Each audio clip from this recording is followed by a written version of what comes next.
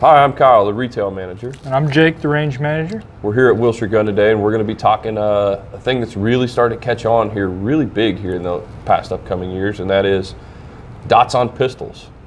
It's really starting to become one of the new standards anymore across the market.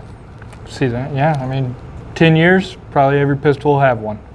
Really, how dots on pistols got started was way back, was about 10 years ago, 15 years ago in the competition world of shooting.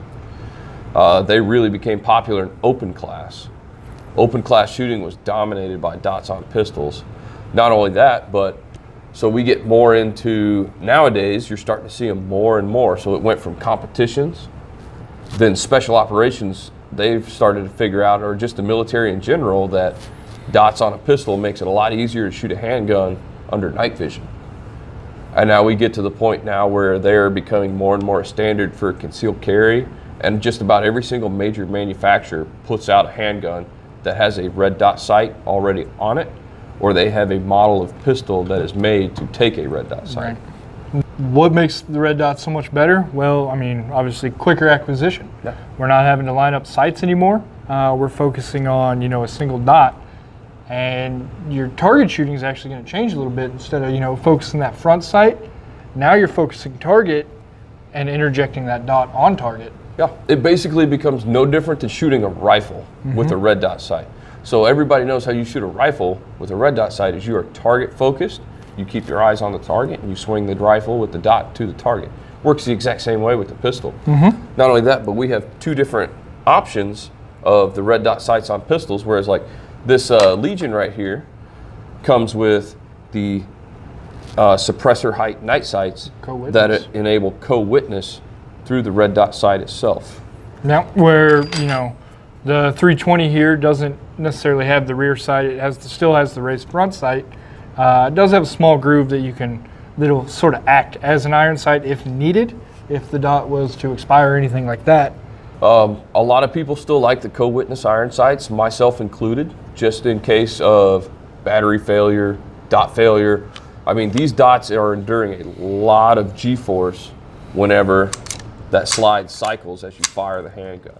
Not only that, but I mean, battery lives, everything like that. It's just something else you have to take into consideration whenever you check your firearm before you leave to carry it every day or before you go to the range. Right, you break the glass, something, I mean, the world's unlimited on what it can throw at you in your pistol. Some of the benefits, obviously shooting red dots for the everyday guy.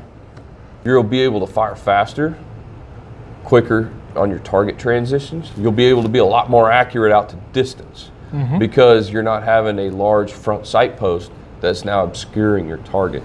Now you've got a little small 2-3 MOA dot that you're able to be much more accurate at much greater distances with.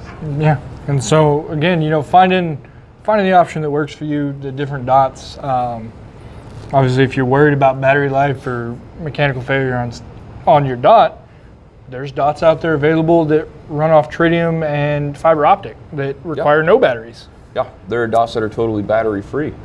Now, that's where we get into the different kinds of dots. There are auto adjust, then there are manual adjust, and then there's also, like you said, the fiber optic or the tritium run dots. So with auto adjust, if you're standing outside in the sunlight and you're aiming into a dark space, your dot's going to be much higher brightness setting. It's going to be picking up that sunlight. Yeah, than as if you were in a dark room trying to aim out into the sunlight. It's going to be taking in that low light, and your dot's going to be turned down really, really low, which could mean that it could be washed out. Not only that, but if you run a weapon-mounted light and you're in a dark area and you turn on that weapon-mounted light, just the sheer power of that white light itself could wash out that dot.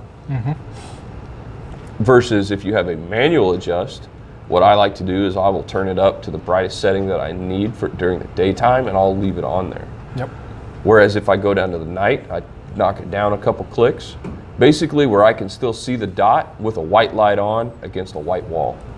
So one of the things we hear a lot about dots, people will try them out or they'll look through them quickly. They'll have one on display, they'll pick it up and they'll say, "Oh, I can't find it." There's a little bit of a learning curve to a dot. I mean, well, I say a little bit. It's a pretty significant learning curve. Yeah, probably 1,000 round learning curve. Yeah. I would call it. And if you're unsure about that or you don't know, come on down to see us. We have rental guns available that you can pick up and go out and shoot. See how you like them. I got several different models down there with different dot styles that you can shoot and see kind of how that works. Target acquisition, and readjusting, all that kind of stuff. So it's one of the rare instances where you can try it before you buy it, really.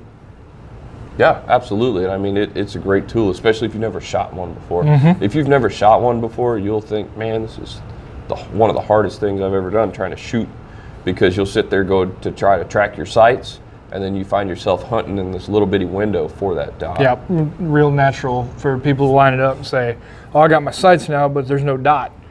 But you're not looking for your sights, you're looking for, that dot.